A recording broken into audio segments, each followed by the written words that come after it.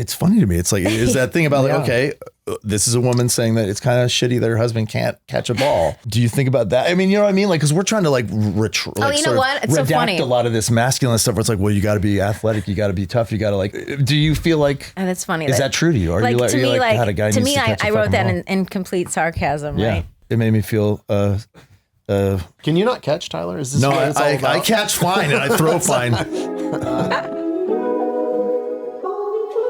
Welcome to I Love You So Much. My name is Reed Fish. I'm here with my good friend, Tyler Levine. Hi, everybody. Tyler, we are two divorced dads getting better. Yes. Yeah, we Day are. by day, day by and day. we are happy. Steph Barkley is here today. Steph, Hi. hello. Hi. So, Hi. you know, Steph, I don't know if you've seen the show, but we start every episode with confessions. And so it's time for confessions. Tyler and I will go first. We'll give you a minute because you got to come up with one. We want you to really crack it open here. Yeah, right? for sure. Yeah. So Tyler, I thought about it on the drive down today. I feel like I have been feeling resentment in moments when I could be feeling gratitude. Okay. And basically, if I was feeling gratitude in these moments, it's really like bright siding and being like, you have these problems because of these good things. Right. You're like, you're inventory checking. You're like, Yeah, but I feel like I've been resentful a lot with my business, with my other business that I have, which, if you don't know, is and our listeners, I co-own this little media company that focuses on like real estate marketing. So I do need to talk to you about your real estate yes, later. absolutely. Yeah. Oh, okay, I have some stuff I really need to get off my chest there. I have no idea what I'm talking about. But Nobody does. None of us do. Okay. And I feel like I've been, and I have a business partner, he's been on vacation a lot, which I'm actually not resentful for because I love that guy. I would be dead without him. And so it's like, please go, do your thing.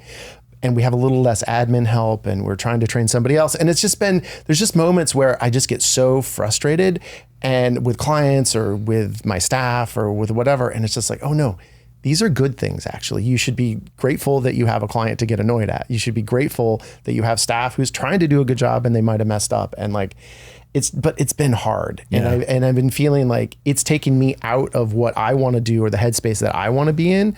And so it's making me resentful. And I think by admitting that right now, what I want to do is try to change that and try to have some gratitude about it. I mean, we talk about having gratitude, but I think it's not always so easy to actually put that into it's a practice. It is a practice for sure. Yeah. But it's that paradigm shift, right? Like you can look at anything negatively or positively. Yeah. And I think like, but that's indicative of growth. The fact that you're even saying like, oh, I wish I was feeling more gratitude right now instead of this resentment. Yeah. Or like pushing yourself into the gratitude I don't know. zone. I'm not. Well, you're trying You think to. I'm growing? Oh, Yeah, I do think you're growing. I think you're growing. I think you're growing in all the right ways, Reed. Wow.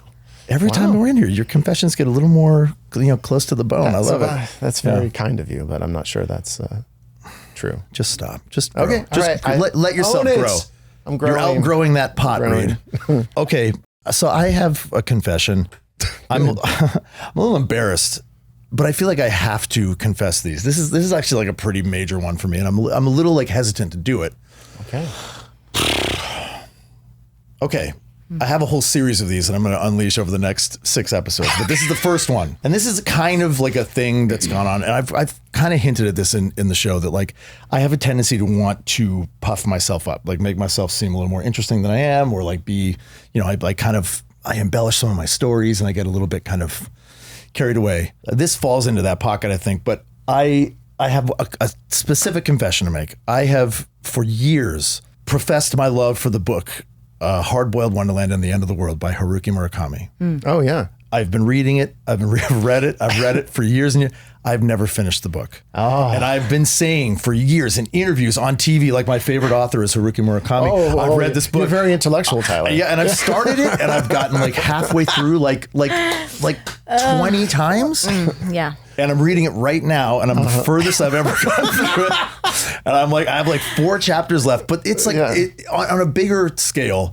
These are the things like these like perpetual sort of like lies that I've told through my life. Where like why couldn't I just say, well, I've almost finished it, but I kept telling people You can't like, be in a freaking interview and say, I mean, you it's can. not just an interview though. Like I say that in life, like, oh my, You want to seem cool though. I know. But it's relatable. I guess it's funny. is what I'm saying. You confess these things, and then you're like waiting for everyone in the room to be like, "Oh, For shame. But it's like, I did that. For like, I'd say 15 years now, I've been saying like, yeah, my favorite book is, telling everyone, oh, you got to read this book. And I'm like, I don't even know how it ends. It's almost akin to like, someone could come into your house and you have every Murakami book on your shelf. Yeah. Doesn't mean you've read them, but you're kind of presenting that you've read them. That's true. People do that. You know, they put their most pretentious books or the catchiest books on the... I mean, no, I think it's a little shitty, but I'm not gonna. It is a little shitty. No, I would like to be held accountable for the shittiness of it. My dad used to say he was exaggerating for dramatic effect. Yeah. Right. Well, and it again, it falls under that umbrella of like, look how interesting I am. I love this obscure Japanese 80s, sci-fi novel. Yeah. By a very controversial writer, and like it's not even that cool to like Haruki Murakami anymore, but it's still a thing. Yeah, he's pretty misogynistic and like so that's it. And then I have more to come. Way more confessions. The next 5 episodes are the other books you haven't read. Yeah. So it's great. Well, there's more than 5. So all right, so Steph. You guys. Confessions. And it can literally be like you ran a red light. That's terrible. It was a rolling stop at a stop. It doesn't have to be like a major life confession. I think it's the rat race that I find myself in is like, and I'll explain that further, but not giving my kids 110%, % of my attention. It's not something we all can do, but oh my God, it eats me alive because they grow so fast. That I don't like about myself. I feel like that's relatable for every single parent, right? Yeah. Maybe there's the one who. Yeah, that's just so great. I feel like though you're doing your kid a disservice if like your entire life is your kid. I agree. That's a I love when they can point. play on their own. I love that. One of my boys really looks into my eye, and when we're talking, the other one is kind of scattered, and I'm like, oh, that's my fault. Oh, for sure my fault. Do you find that like because you're such a like prolific content maker and like that's kind of become your focus, I would imagine, is that the thing that gets in the way between you and your kids? Or like I know you kind of involve them a little bit, but do you feel like you're like in the middle of making a bit and you're like, oh God, maybe I should be mothering more right now? I mean, this goes into the resentment. Like I have resentment towards people that I don't even know that might have just buckets of money just at their leisure, just can go get it. I don't have the luxury of not being on social media. I don't have the privilege of saying, ugh, I can't stand it, because I can't. Right. I don't enjoy it. Right. It's a tool. I use it as a tool. I don't use it for validation. Oh, that's good. I have 2 kids. I'm trying to work and make money in this state. Mm-hmm. Yeah. And I until something moves the needle on my until something I create moves the needle or something I'm in, I have to keep showing up. Yeah. Does that make sense? So yeah, of course. Yeah, so, I've always been curious about that. Like I didn't know if that was your main source of No, I mean income, I'm an actor, and the industry is scared. They want familiar faces. They want a proven product. So I have to keep showing up and bringing what I can bring, and sometimes I get jobs from that, and that's necessary. It's necessary. Yeah. So, but you did just say, if I heard you right, that you don't like it. Yeah. Correct. Yeah. You don't resent the whole social media. You don't I like think making the it's- content? If I don't have to be on it, I won't be on it. Like and that's why the consistency for me, since for the last over 10 years, has been, I can see when I'm being consistent and when there's momentum. The challenge for me is discipline and consistency.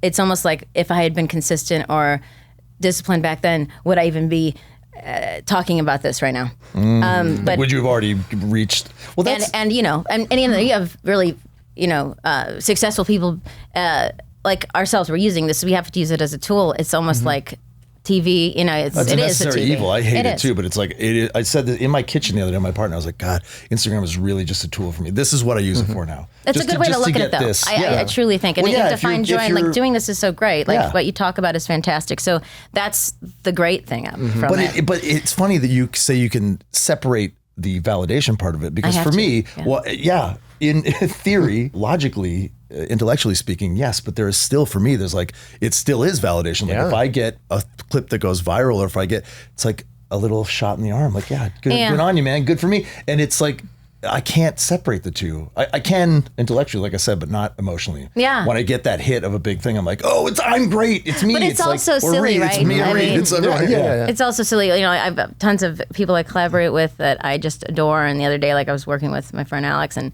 we finished the sketch. He sends it to me, and I'm like, I don't, and I've known him for years, so I just said, it's not my favorite that we've made, and it's not, I don't like it, but it's performed so well. So whatever. So to me, it's like, just like I put up something yesterday that I thought was funny for a second, but then here's the thing. It's a tool. I need to stay consistent, especially right now. I just know it. There's something telling me I need to. Doesn't perform well. Well, if I'll give it some time, if it's not going to be something that is going to serve me, or when some brands like, I need to see your numbers or insights, well, then I'll remove it, and I just don't care. I remember when I was younger, I used to like make jewelry and go to the end of my end of my driveway, and I'd sell like jewelry on a table. And I remember when I tried, I would make certain, really cool necklaces, and I wouldn't want to sell that one because I put so much time into it. Yeah, right. You don't want to give it away. But it's all the while you just gotta like make and go and make and go and not think. You're giving your I put babies too away. much time into caring so much, and it's like you paint, you gotta walk away from it. You gotta paint and walk. Does that make sense? Reed, you're looking at me like I'm crazy. Well, I'm just trying to think, like, because I don't think you're crazy. I'm just wondering, in terms of like are you not feeling fulfillment from it too? Yeah, I mean, wrong because on that. because from my perspective, right, like you're very successful at what you're doing, right? And all of a sudden it sounds like you're behind the scenes. It's, it's a struggle. It's like, it looks so easy, right? And it's this industry that we work in. You can have a high and then a low. Sure. You have to be this way. I mean, for me to survive and feel like happy within my life and my kids, and like I'm so grateful for my healthy kids and my husband, and like I have resentment towards a past relationship I had. I've been divorced. Let's talk about it. Yeah. So, letting go of that and going, well, I know so much more now. I have this wisdom that I can offer people. I love being that listener. I can, I'll be like, well, I'll tell you something that happened to me once, and so I have to know that's power, or that's something for me. That's another tool. That's a valuable tool to have. And I use that when I'm acting and, drama or comedy, and because I like to bring drama to my comedy, but you don't want to get wrapped up in it. It's almost like you want to create your thing, put it there, walk away. but are you finding joy though in that process, in the doing, in the making? Do I sometimes watch my sketches and laugh my butt off? Yes. Good. It's really fun. Good. I was watching a bunch last night of them. Yeah, and I laughed. very funny. Yeah. So Thanks. in a way, there's a similar thing. We're doing a podcast, right? And it's Tyler's not doing the new Scorsese movie. Yeah. And I'm not directing anything. Well, you don't know. I have some announcements to make. Yeah. And so you're just like, well, how can we exist in this world of kind of entertainment, and it's kind of taking your fate in your own hands, right? I mean, I see that all these independent creators kind of doing the same thing. We chose the podcast realm, but I feel like power from it, and I feel totally. And also vulnerability, no question. But I also feel a great amount of I'm having a lot of fun and fulfillment. Yeah. And I think I'm a little different because I was, I have this other business that doesn't feed my soul at all. Sure. And so, coming here and doing this has been, we're a few months in now, and it's freaking well, and it's interesting because we're not making a dollar off this, we're funding it, we're doing it, it's a passion project, we're using this tool we're talking about, and we still are going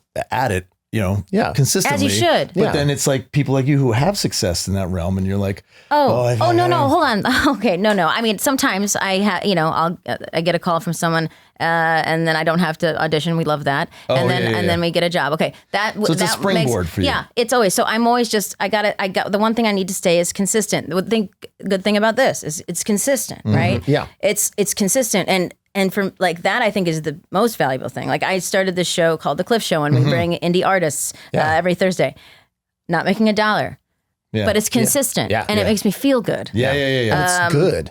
It's really good. Oh, thank we love you. him. We want to talk about Uncle Cliff. Okay, great. In fact, I want to get a little more. I want to hone the interview. Okay, specifics cool. here. So I'm sort of fascinated with you. Like I've been following you on Instagram for a long time and just like watching you. And You know how cool that is to hear? well, by piecing you together, like look at this person and you're very funny, but there's always little glimmers of like the human being that's there, not just this content. And you let people in a little bit every once in a while into your personal life, and your relationship with your husband is sort of dramatized and it's and I struggle with that too. I struggle with, should I share more of that? Yeah, but it's like, it's really cool. I think it's cool the balance you've struck. But I just wanted to say, like, the journey for you, what Reed was kind of getting at is like the fulfillment in what you have, where you've landed. I know you started, you started Sharknado 2. Oh yeah. Oh hey. Hey now. Art department for SNL, right? Oh yeah, like, yeah. You're an artist, right? A visual artist. Yeah. And then the journey to California and to social media, like I have to assume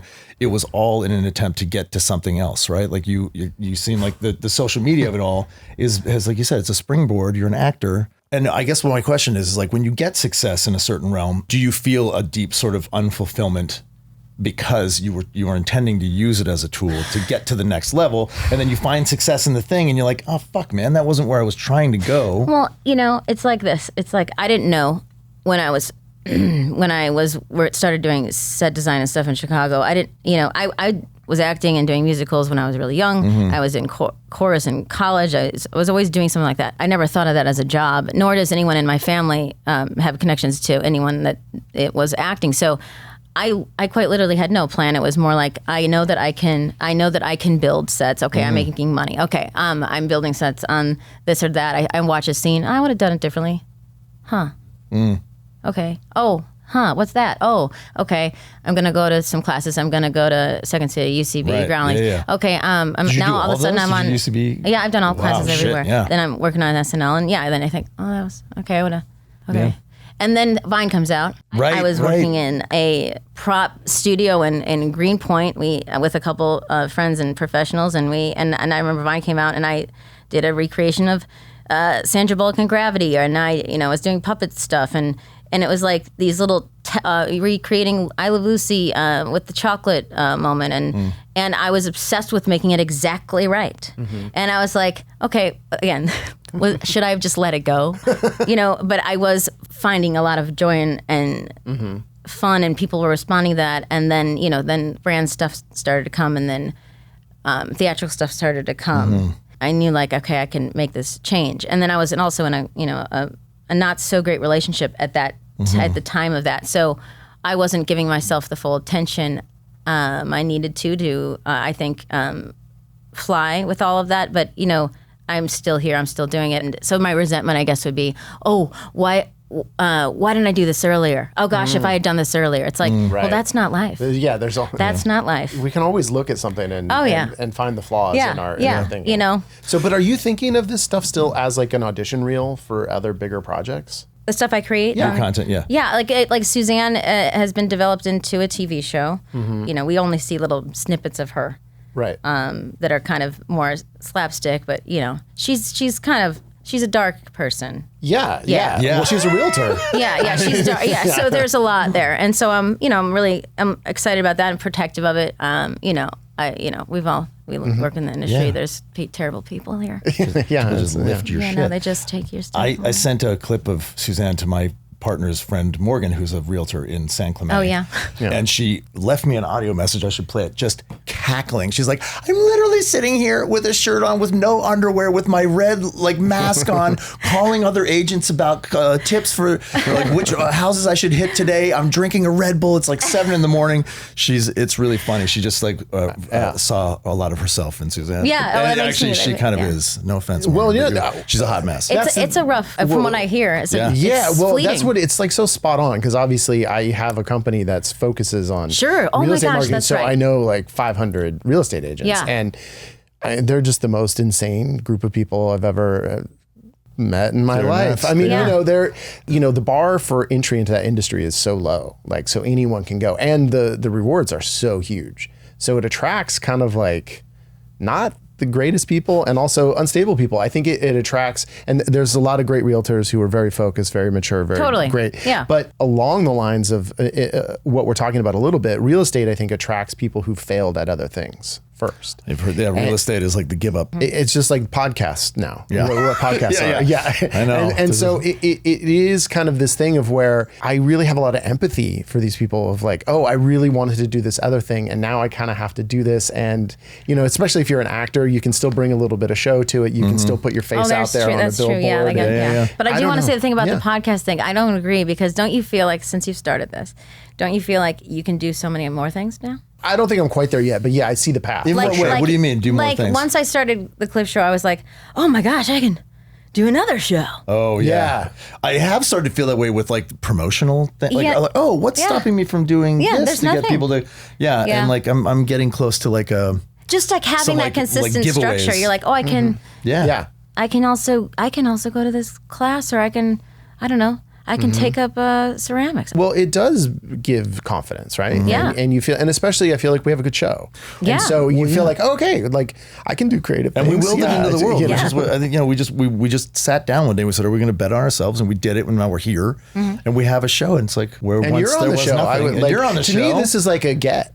Yeah, This is like a coup. This is, my you're gosh, another okay. benchmark for me of like, and I mean this is a big compliment in like the comedian sort of influencer sort of realm where I'm like, oh, this is an untapped area that we've been trying to get into. Like I have a lot of actor friends. I know you're an actor. I don't mean that in any dismissive way. No, it's okay. But where I've discovered you is in this world. And Sure, I'm like, yeah, no, so yeah. getting you on the show for us is like, oh shit, yeah. Yeah. And honestly, you know, people are, oh, who are your guests coming up? And I'm Yeah. like, Steph Barkley. And they're like, Yeah. oh, whoa. You know, like my people partner, know. when you I know. told her you were on the show, she yeah. freaked out. Oh, that's so nice. Yeah, I mean, it's just, again, that's the part of being on the social media that's cringy for me.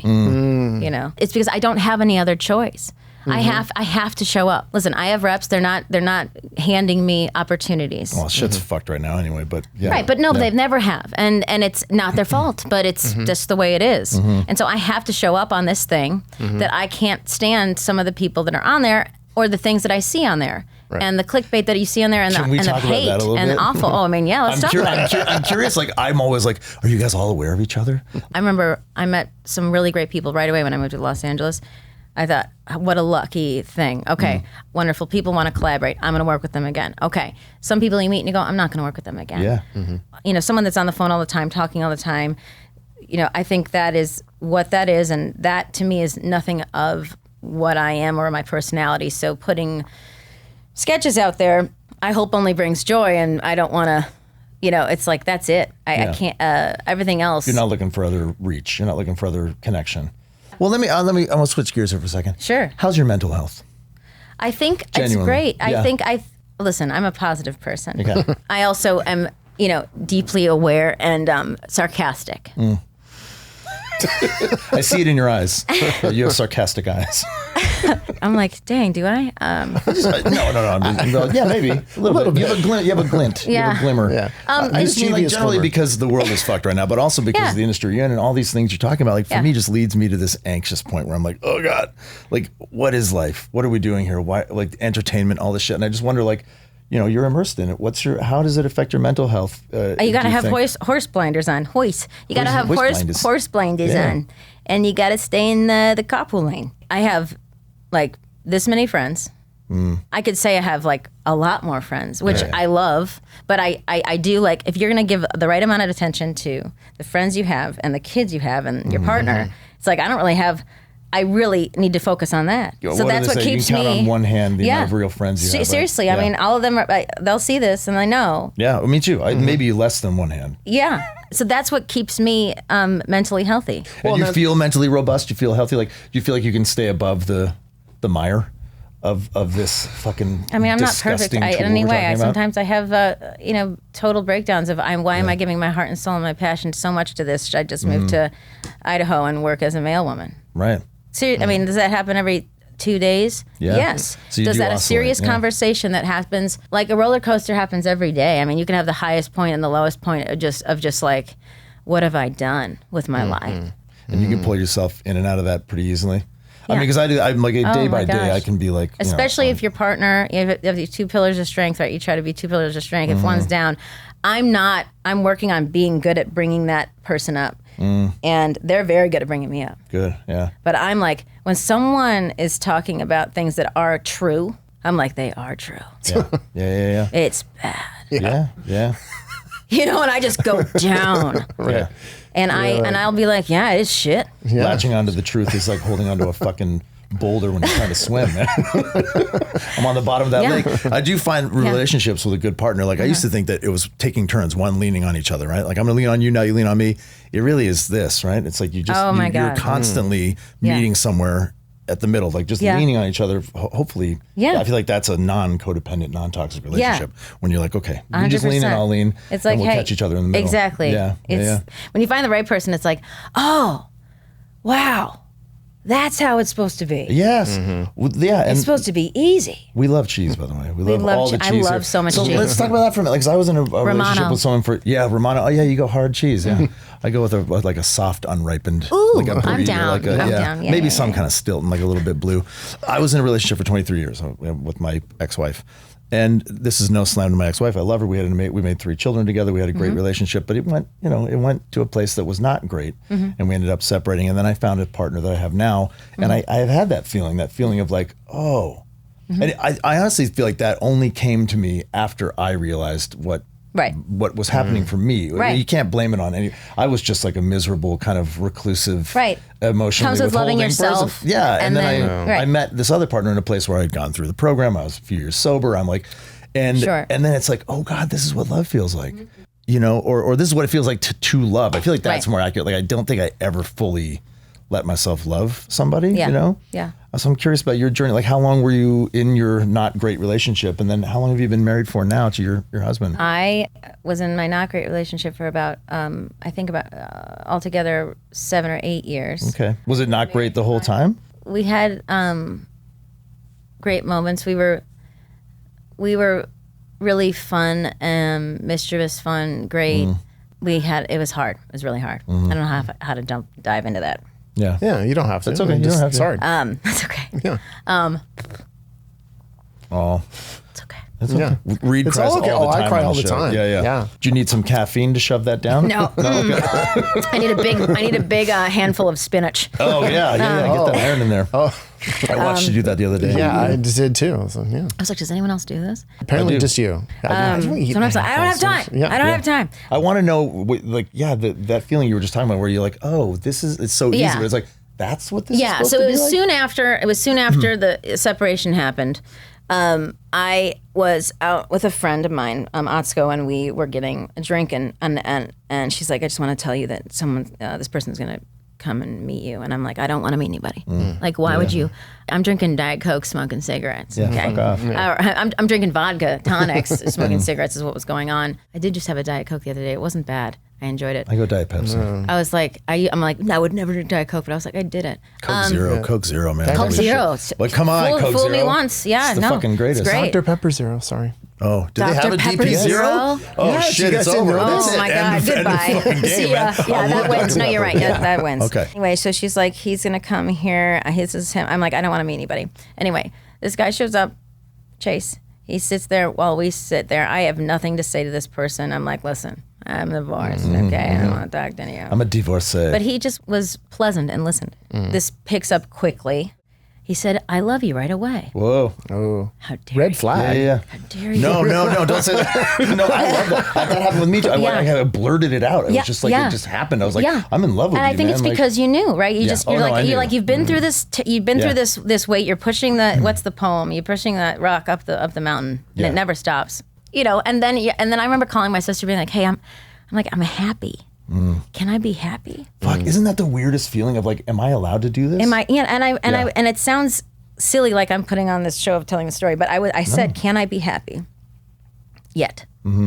And she's like, yeah, be happy, because for a long time you haven't been happy. Yeah, what are you waiting Really, for? Despite of all, you think of how a divorce goes and the paperwork and all these things, and So transactional. I remember going on a trip right away. We were like, Chase and I were like, let's go to Patagonia. Okay, so we go to Patagonia. I mean, of everyone's, so we just decided to just start living this relationship. And then we got married during COVID. Oh, good. There's nowhere to get married, so we went to Vegas and got married with Elvis. You got a COVID marriage. I got a demic divorce, I call it. Demic divorce. Yeah. That's hey. Yeah. Different strokes, right? Yeah, different Big strokes. breakthroughs on either end of this, absolutely, of the story, absolutely. but Great things can happen in disaster. Yeah, I'm not there yet. I'm just like, I'm just trying to be happy on my own. Absolutely. Yeah. And that's like a You're whole... planting seeds right now. Yeah. Yeah. You're planting reed seeds. Yeah. Little reed seeds. Yeah, we'll have a reed forest behind you soon. Little Yeah. saplings just shooting up. Yeah. Yeah. Do you, now, the I thing see that them. you said that really touched me just now, I just said that, you really touched me deep inside, Steph. Mm-hmm. And we've talked about this before, that literally asking permission. And I did this too to my therapist over and over again, like, is this wrong? Like, I felt like I had to flagellate myself still. And the conditions of my divorce were largely due to me being kind of duplicitous and things I'm not proud of, and I was not sober. And so I was going through all of these huge changes coming out of the divorce and making amends and doing all the things I felt like I had to do. Mm-hmm. And I just was like, I don't deserve this. I don't deserve to have somebody come and love me this way and treat me this way. But it just kept, I was almost like barreling towards it. And then the more I tried to put the brakes on, the more I was like, wait, I can't have this. It shouldn't be this fast. I don't deserve this. I just found myself like running towards this like uncertainty. And I remember talking to my therapist at one point. I was like, is this okay? And she was like, well, if you're making her the answer, no, it's not. But if you're just allowing yourself to feel a thing that's happening in front of you, Yes. and letting it in instead of just like cock blocking yourself. Yeah. That's what my therapist said. She used the term cock blocking yourself. I like that. She's a good therapist. Sandy Haber, look her up. I like that a lot. Dr. Sandy Haber. She called her Martha. If you love Martha, then you should love Martha. And she doesn't sound like that, but we Every time you do her, you sound like that. Yeah, well, she sort of does. She's like a Manhattan. Wow. She's like a It's in the story. It's going to anyway, happen. So it just was this barreling towards uncertainty that like, I wonder if you felt some of that too, that feeling of like, I'm just going in. I don't know why, but I am. And it feels like you need permission to do it. Oh, I mean, yeah. Especially when he said, I love you. I remember it was like maybe 2 weeks in. I was like, fuck off. Please don't truly fuck off. But you were like, ding, heart light turned on a little bit. I mean, yeah, I was, but then I was immediately, the shell came out and I was just like, don't you dare. And what was the results of the shell? It. Like, did you go away for a while? Did you retreat? No, I didn't retreat. It was just, it was being with someone that was not comfortable being vulnerable to then being with someone that was so completely vulnerable. Mm-hmm. You know, when I was going through the rough time with my ex, you know, I was latching onto people that were all vulnerable with me. I would love them. Right. You know, and because I was just so hungry for that. I can't even talk about it. Anyway. Had you lost touch with your own feeling of vulnerability? When I feel like that happens sometimes. Yes, that was what my answer was. Yes. Yeah, the vulnerability, and then it just like punches you in the face, right? I had that feeling of like, I'm just going to tell you things. Like, you're going to tell me things. Yeah. Like, I don't have to lie to you about like my truth. Oh yeah, that's things. really funny. Oh, now you're opening another door that I hadn't opened. Yeah. That's what happened. Reed, that's what happened. Look into those big, beautiful eyes. Reed, that's what happened when I started when me and Chase started, you know, our relationship. It was like I wanted to tell him everything, even things I shouldn't say to him. I was like, I got to tell you everything. I want you to tell me everything. Let's say all the things. And it's like sexy, right? Yeah, it was like, ooh, I got to say everything because then it's like I'm walking around with this thing. Meanwhile, like later on I go, I didn't really have to tell him that thing. But I don't care. It's all good. We talk about that all the time. And it's like, my question though was when he starts being vulnerable, were you able to really hold that space for him? Or did that make you want to run away? I mean, because sometimes I feel like I get kind of vulnerable sometimes. Like I've been on a few dates and stuff and I'm like, you know, it's always hard to know how much to say. He would say that I was tough at first. But I was trying really hard. It's not always hard, especially, I mean, it can be that male-female dynamic too, because I think we're, you know, we're the tough guys and we're this, you know, and it's like, to be like, I'm more on the sensitive side for guys. And so like, that's I think how my husband is. March I'm in more there the tough. I kind of have that tomboy vibe and you've already blocked your emotional stream like 2 or 3 times since we've been in here. Do you want me to cry? It'll be a lot. I mean, look, we don't want you to cry, but Well, you certainly won't be the first person to cry in here. We've got a lot of people off guard who are like, I didn't know your show was going to do this. Yeah. But like that, it's funny because I'm observing you right now as a human being really for the first time. right in front of you. And I'm like, oh, that's interesting. Your reaction to your own emotion is like, it's pretty rigid. I try to use it as a tool. Right. Because that's probably where a lot of your humor was born from, is like, dealing with emotion and grief with like, oh, okay, well, I'm going to turn that into something funny. I think we grow up, I think a lot of us maybe can agree with this. Like we grow up, unfortunately, with this, and it's no one's fault. Except for your parents. Yeah. We're allowed to blame our but parents. But like, though, it's right? not like, wait, you feel this, don't feel that. Oh, don't feel that. It's like, no, absolutely feel it. Yeah. Right. No, we're taught that at a time, right? Like, just suck it up. Don't even like physical pain. My dad was always like, "You're fine, get up, you're fine." There was always this like, "You're fine." Yeah, thing. like there's nothing more I love. Like when my parent, like, and my mom's tough too. I mean, my mom is such a wonderful human being. Both my parents are. But when my dad is vulnerable and open, it's such a gift. It does not happen all the time. No. Yeah. Like I remember him calling me and telling me, "Oh, here we go." Go for it. Let it go this time. What did he tell see you? What happens? Rip it. Like he was calling me to tell me that my dog had died. And he cried, and it was just, it was like, you don't hear that. I would never hear my dad cry. And so it broke me open. Yeah. And, like my dad is Mr. Tough Guy. Okay. My dad's Sicilian. Okay. Oh, yeah. He's 5'9". Okay. Okay. Yeah. Don't fuck around. Okay. He knows everything. And he knows everything, and he'll have moments where he's like, I don't know everything. And those are the moments I love so much with my dad. Yeah. But he is, he's a tough guy. And I love when he's, being artistic. There you go. I gave it to you. Yeah, and Oh, Tyler, rubbing that beard. I want to touch it because I know how soft it is. And you know what? Ooh, I think of beards is prickly. That's not prickly. No. And I actually I applied a lot of the oil to my body today. I put it on the beard, the neck, on the arms, and on my chest, and I just love it. And this is stuff from the Bearded Brotherhood. The Bearded Brotherhood, yeah. Right. Bearded Brotherhood. Bearded Brotherhood on Instagram and beardedbrotherhood.co on the web, right? Yeah. So it's beard products. So they've got colognes. They have, so it's like. It's very like upscale men's grooming products. Yeah. It's like everything from the packaging to the quality of the actual product, it just blows me away. And I've been using them for years before we ever had any kind of ties with them. And absolutely there are products you can use if you don't have a beard. Yeah. I use the stuff and I don't have a beard. Cologne. I think they have some hair products in the pike. They used to have deodorant. I think they might be okay. getting back Well, around they that. don't. They don't now. They don't now, but they may in the future. Is my point. You never know. Who knows what they're going to come up with? Yeah, like the Willy Wonka of beard products. And here's the thing about them. The great thing is the products are fantastic, but we have a way that you can get 15% off. Use the code ILYSM 15, and you're going to get 15% off any purchase. Every purchase. Yeah. Every purchase. Every. So keep on ordering, keep on using that code. Go to beardedbrotherhood.co, code ILYSM 15. Yeah. Tyler, I think for me, one of the best things about doing the show has been the small but mighty community that is forming around the show.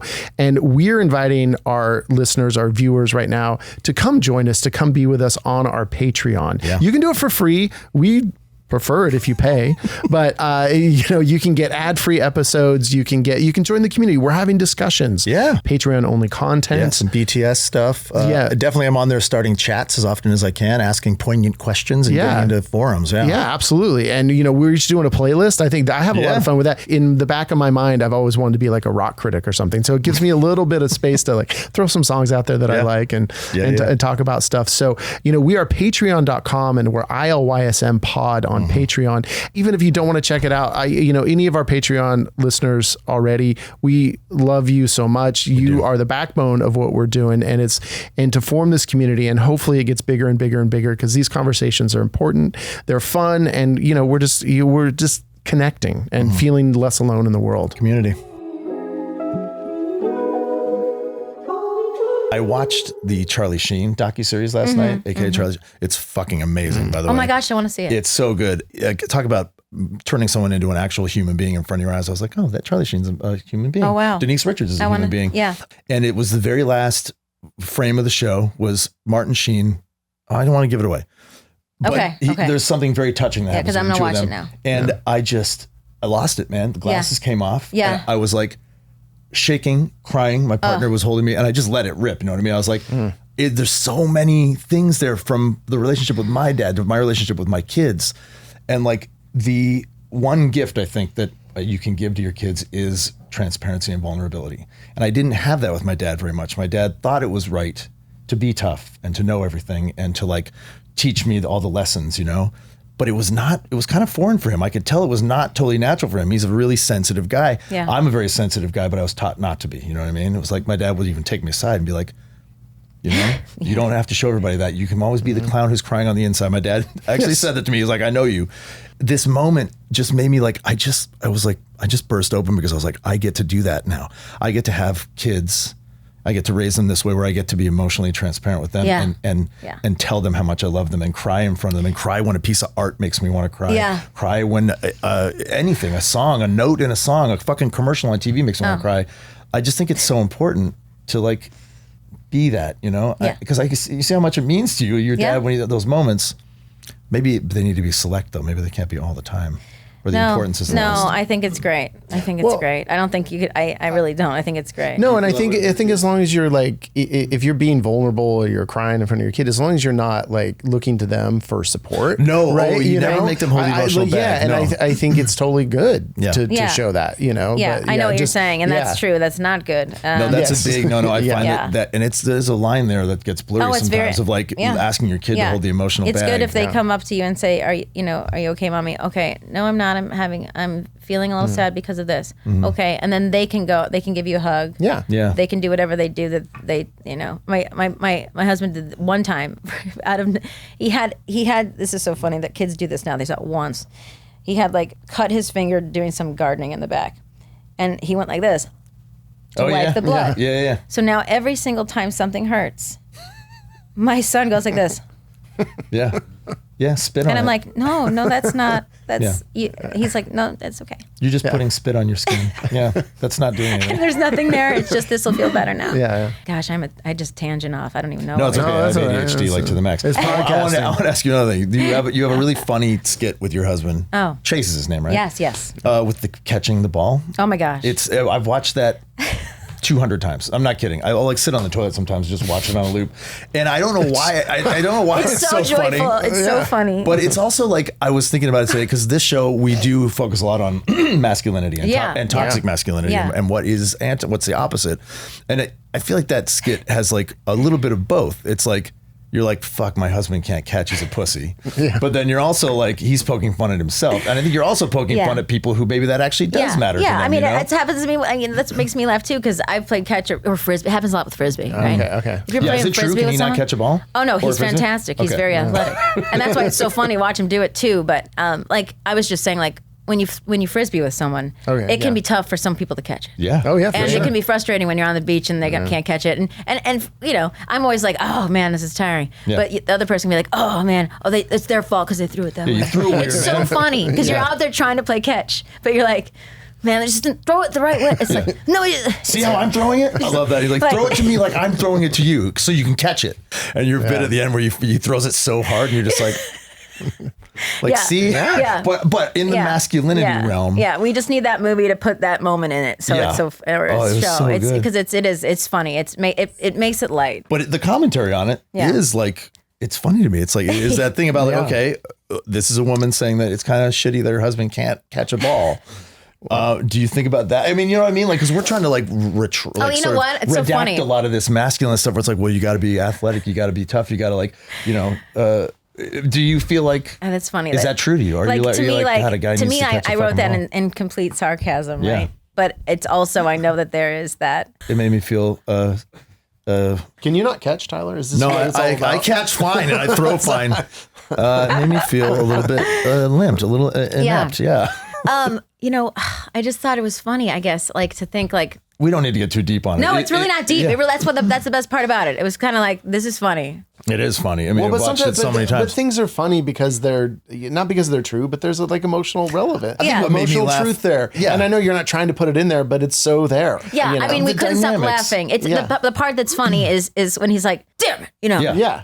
It's You know, the it's man just like- child. Yeah. It's the frustration with your own ineptitude. Where Yeah. it's like, but And it's your fault. Yeah, we've Yeah. all seen. We've all probably as men been there, and we've all seen it. So I think it's like, more of a it's commentary on that, especially with the way you are Oh, and like supporting him. I am, and I, you know, I there's moments where I do things like this, and he's like, "You're being like," and I'm like, character. "Don't you say it? Yeah. Don't you say it?" Don't say it. It's so funny to me because I have that anger inside me too. Yeah. I'm very, very good at catching. Reed. Yeah. Yeah. I'm very I good at noticed it, catching. yeah. Or editing Tyler. because you were. I you believe caught, it. You And I- caught in that. Yeah, You caught it. I can throw and catch. Yeah. Okay. Clearly. Do you have a lot of anger? Are you an angry human being? I like to use it like for working out. Yeah. Oh, yeah. Yeah, you know what I'm saying? Yeah. Oh man. Yeah, look at those fucking Look at guns. that- look at You that. are in really good shape. Oh, wow, Yeah. Thank you, yeah. thank you. Yeah, the anger thing, I find it a very important, like a necessary part of being a human being. But my Absolutely. partner, Yeah. Martha, I love you, is like, anger's, you don't need it. Anger, we should just eradicate all anger. No anger whatsoever would be the perfect world. And I'm like, strong disagree. Does Martha ever work out and use the anger? No. Wow, I she's did take her to fantastic. a rage room once. Yeah. And she it was gleeful. She was smashing shit. Oh, yeah? Like, and I was like, Okay. look at you go. And, and then she was like, all these things were coming out of her. And she was talking about things that she had grievances Yeah. for in the past. I Yeah. was like, you see? It's fun. Oh. Yeah. Yeah, and I love music, right? You like angry music? Oh yeah. Yeah, fucking Yeah, I'm obsessed with this band Weed Eater right now. Oh. I don't even know if That they're sounds angry, but very let me angry. tell you, it's just fantastic. Oh my gosh, this the lead singer. I think his name's Dave Collins. Have him on, His voice is fantastic. But it's like that anger. I love using anger to work, like to as a positive thing. Like I was using that when I was going through all the shit, and when I'm done with it, I have endorphins flying out Yeah. of me. I have endorphins. And I think it opens your door Yes. to to like letting after the post anger rush. Yeah. I'm my most receptive to change. I think. Yes, no, I'm my absolutely. most open to being like, okay, now I can hear It's and just like see. a dog Where- going on a run. My Where dog do I comes access back. this anger? I think I'm more like Martha. I mean, put maybe your I anger and you put it I into get your shoes. Well, I get annoyed. The you red know. shoe guy. But that's good Yeah. though too. I mean, everyone. It's. I only have. I don't think everyone has it, and I think that's a great quality Yeah, I too. probably have it. It's probably just repressed. I think it comes out. Like I can lose. I don't lose my temper with my kid, but I think I sometimes, I can just have a sharpness to my voice. You But know, it's sure, not yeah. even sometimes. absolutely. Sometimes it's not even really anger. It's more of just like, oh, if I just tweak it a little, I can actually get the result I want here. Yeah, yeah. We can actually get out the door.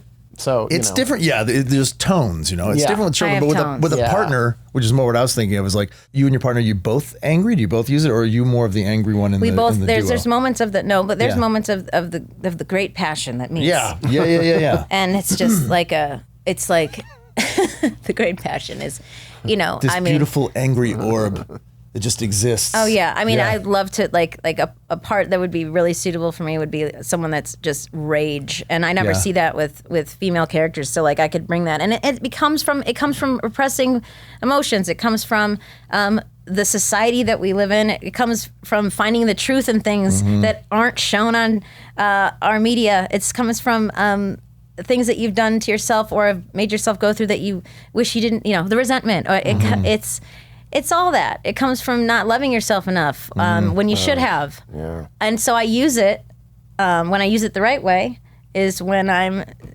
if I'm working out, that is the most, or if I need to rage out and, if I have time and space to paint or whatever, Yeah. which it's been 4 years. But shit, yeah. you know what I mean? Yeah. It's like, Yeah, I throw it that's into my useful. music. I throw it into, Coincides with all the kind- yeah. age of your And child. yes. Yes. And with acting, it's a tool, just as Well, to be able to crying access it and all as an that actor, stuff. I mean, you have to Right. you have to be able to access Right. that anger to get to almost any of the other cornerstone emotions for me. Exactly. So I emotions. just it's like okay, I'm gonna compartmentalize. Yeah, I like that you like anger.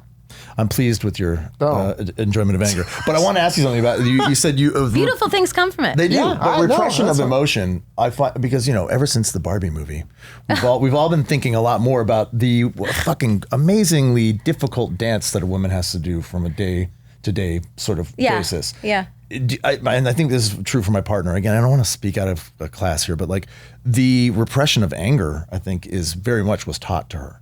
Yeah. You don't, as a woman, you don't blow up. You don't let people see you get angry. Yeah. Is that like a thing for Absolutely, you? because there's a part of me that's very if I were to live if I was younger in this time, I don't know what I would identify as because of the way that the world is and trending and whatever, and how I would feel and where my emotions would be and how I would feel inside. How I felt growing up was, I'd say more of a, I definitely feel more of a tomboy. I always had anger from like a young age of being like, I can do that. And like, I don't know where that came from. Yeah. Like, I really never dissected other than the fact that I can't do anything about it. Here I am. I have two beautiful kids. What am I going to, like, let's just live life.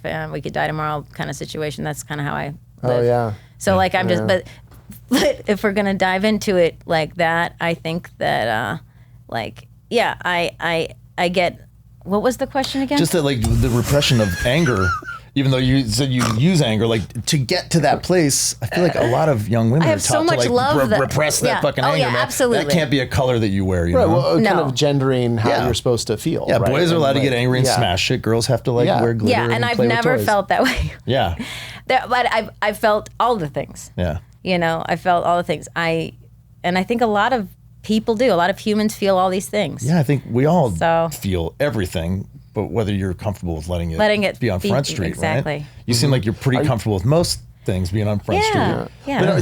But how much do you think about gender in the stuff that you're doing? Because you just like it just piqued my brain a little bit that Yeah. you're like called yourself a tomboy growing up. Yeah. Well, and and you now don't know you're how you'd doing this identify character. now, You're doing yeah. this character, Uncle Cliff, who's a man. Yeah. And and then you have a Mother's Day video of video. you like dancing around with your Also, I've watched that on the toilet too many times. thank dancing you. That's around such a while you're gift. pregnant with a mustache. Yeah. You know, so I feel Yeah. like there's some gender stuff going on in your Sure. work. I mean, that comes from, okay, so I'd say I don't have a large torso. So when I was pregnant, I was very uncomfortable. And I thought, it was hard. There was moments of being pregnant that are really difficult. You can't breathe all the way in. It depends how you sit. Yeah. Not a lot of room for food. Yeah. Breathing is hard. Was hard for me. I had a wig. Chase is like, why don't you play like a rodeo? Remember in Wayne's World? And there's like that rodeo. That was your actual pregnant belly in that video? yeah. Oh, I thought that was a suit. I thought you had a suit on. Okay, all right. I want to continue with. I'm like maybe I should just get pregnant again, or just get a suit. Yeah. Probably easier. And then one of my main characters I play, Bill, for this company ILYSM, and that's been the biggest joy for me because that's like how that's been the largest job I've had, and I'm playing a man. What was the question, Reed? I would say, well, really, just gender- wanted the to gender- ask Make it about like the gender edit together. Just what was the question Yeah, for me no, when we about- do this? We'll just cut that out of it. It's okay. Yeah, but we'll about- make a highlight reel. But of it. about What was the gender, question? kind of relating how you might have felt about your gender growing Yes. up. Yeah. And then all of a sudden now, and you also said, oh, hey, if I were younger right now, because right now, right, there's like so many kids are Yeah. non-binary and like labels are- and yeah. the labels are kind of Important for going acceptance. away. Yeah. And so some I people hate guess- them, some people love them, some people are I don't know what to do with them. It's kind of like this. Let them. Just let them be. Like, Yeah, but in relation to you, you said, "Oh, I wouldn't know." I wouldn't know. I don't know because it would be another life, right? Yeah, but then you're doing all I these know what I wanted characters. to say. Please. I love being sexy. Oh, okay. As a man or I both? What's sexy to you? Yeah. Or both? Let me tell you something. Yeah. I love, like, I think that for a long time, I was kind of a small, skinny gal and didn't have big breasts. And, I was always just like, I felt kind of like a thing. So here we go. Okay. I felt like this kind of like, I don't know what I am. I'm just kind of like hyper and Yeah. I'm Gumby. And Funny, probably, presumably. I feel like there's a lot of confidence that comes from that for me. And I like, wearing an outfit that's super, girly and fun. So I like having that very much. But then in your regular life, though, are you In my dressed regular life. Yeah. Well, I'm no, just I mean, hanging it's out. your Yeah. regular life. But do you gravitate towards more gender neutral clothing or Yeah, Yeah. I'd I mean, say. Go Bears. Yeah, go Bears. And did you grow? So for me, there was always this question from each of you growing up, like, am I really feminine or quote unquote feminine little kid? I had a high voice, was chubby. I clearly had a lot of estrogen in my system. Yeah, because you're figuring it out. Like, I'm figuring it out. I just remember, I just remember feeling all those things when I was in junior high, and but there was nothing to say or talk about then. Yeah, we didn't have a way nobody- to communicate with each other. We didn't have social media, so it was just like I'm figuring it out by myself. Yeah, totally. And there was not. And any it's support. everyone liked that. Everyone likes that. Oh yeah. Yeah. You go home and do it. Don't talk. Yeah, don't by talk yourself. about it. Yeah. But yeah, I've Don't definitely, scare us. as I've gotten older, I've like found a quote unquote masculinity that I Yeah. don't think I ever had in my life, and I've just sort of like started embracing. I used to be embarrassed. I to can do tell. It was I like, love that. Oh, thank you. Yeah. Yeah, but it was like it was a thing that I was like. It wasn't very present in my real life, but I was like overly compensated for the parts I played. I was always this like idiot know-it-all buffoon. But I thought I like, loved that too. So Oh, there's thank so much benefit from that. I love those Like those I mean, you parts. brought me so much joy. Oh, thank you. Thank So you. I much didn't joy. know if you even Oh my were aware of gosh. who I am. Except So for the much fact- joy. thank Oh you. gosh, no. But then the quieter. They don't like my face. Yeah, that's Dale. Yeah. Dale from Oh, Tucker yeah, I Net. haven't seen it yet. You Not good with the asshole. ladies. Are you kidding? No, I'm Oh not. my gosh, do yourself a favor tonight. No, You'll like it. I think You'll I like gotta it. watch it on for Get ready. Patreon or something. Oh my I gotta, gosh, like, pure do a joy. Oh, we'll do it. Yeah, Absolute do it. pure Yeah. joy. Yeah. Pure joy. Yeah. But anyway, it is nice to grow into a comfortable place where you're like. We had a guest, Nick Dodani, on here who was like, his answer to a question we're going to pose to you, I think we're getting close to, is he is present less in his mind about masculine and feminine issues because he's queer. And he was like, I think I don't think about it that much Right. because I can be, but there's I relate more to that. There's no negotiation about Like, like, I oh, just- am I being too feminine? So we ask a lot of our guests here, like, what do you think the opposite of toxic masculinity is? Because a friend of mine posed that question to me and I was like, oh, it's a positive masculinity. And I was like, well, wait, what the fuck does that mean? What is masculinity? And we're talking about masculine, feminine qualities. Like, I'm just wondering what your idea of what healthy masculinity looks like. Healthy masculinity to me looks like truly accepting somebody for who they are and not needing a definition. Yeah. Because who cares? Even if you meet someone that doesn't have a clear definition or does have a definition for themselves and you don't know what that is or what that means, you have to go, well, there's still a person. There's still a person. There's a person that you know and know how they identify or you think you know and you might not like them too. And it's like you don't. Oh gosh, it sounds so cliche, but you just have to accept people for who they are and just be okay with that. Yeah. That's what I think it is. That's good. Acceptance, yeah. And we've talked about that a lot. Acceptance, empathy, just like that's a human being in Oh front my of you. God, They're it's like, very, and we talk, it's like it goes into everything that tries to represent good. Anything I've taken away from growing up, going to church and going to CCD and all these things, the one thing I took from it, all the stories, blah, blah, blah, it doesn't matter. Be nice. Or leave. be nice or get the fuck out. Yeah. I don't need to know. I mean, I just don't care. I like if I feel true connection with a human being, then I'm great. And if I don't, I'm gonna be there listening while I'm there. Learning. Yeah, yeah. And then I'm gonna go and everything's great. Like Yeah. Yeah. rage. Ragey. Ragey acceptance and tolerance. Rage comes when because I can't you can't control everybody, right? People are gonna do what they do and hide behind whatever they claim is their way of life or their religion, and and they can think what they want, and everyone has the ability to think whatever they want, but you also have the ability to be nice and kind and listen. Yeah. Yeah. That's, Well, I mean, that's a we good have answer. whole podcast about it. I mean, Yeah, that's what you do. Yeah. Not to quote the Charlie Sheen documentary again, but we learn a lot about Charlie Sheen, including that he Yeah. slept with a lot of men in his life, and he talks about it for the first time ever on the documentary. And I had this moment of like, I was like, my perception of him, Charlie Sheen, right? Charlie fucking Sheen. Yeah. He's like a lady killer. Like his whole thing was like, and he's like very bluntly just saying, no, I slept with men and have at it. Go ahead, people, say what you will. And I noticed myself go like, whoa, I'm thinking of Charlie Sheen in a different way. And then I was like, why? Why is it any different? Like my perception of him. And then I had this opening where I was like, that's fucking awesome. Like he's just like, I think that kind of transparency is very positive masculinity. Yeah. I think for men to be I think like, it's yeah, really, fuck it it. actually, I do. And I thought it was really brave of him. And I'm Yeah. not trying to put Charlie Sheen on a pedestal, but the documentary made me go like, man, he's taking this opportunity to show people And you something know what? about It's him. so great about it is it's important for people like Charlie Sheen or that are seen like Charlie Sheen to do that and Yeah. have the ability to do that, and that he did do it. And for him to just say, It's good. now talk amongst yourselves. He didn't try to qualify it. He didn't say, he just was like, hey, I know people are going to say stuff.